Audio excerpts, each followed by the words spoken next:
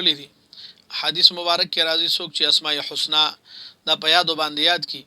او بیا د دې تلاوت په کثرت سره کوي نو الله رب العالمین به دغه انسان جنت ته داخلي دا غي باره کې مونږ سنمونه هغه نه نمونه مونږ ذکر کړیو او د هغه فضایل هم بیان کړیو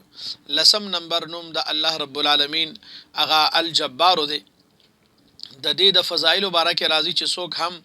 یا جبارو یا جبارو دا 226 وار وی الله تعالی با د ظالمانو د ظلم نخلاصي او څوک هم چې الجبارو نقش دا د سپینو زرو په ګوتمه باندې اولیږي او بیا دغه ګوتمه استعمالي الله تعالی به د خلکو په زړه کې د هیبت او شان او شوکت پیدا کی نو دا څومره خصوصا زمونږ بهر مرګري دي مسافر دي او دغه مسافر د کفیلانو د طرفه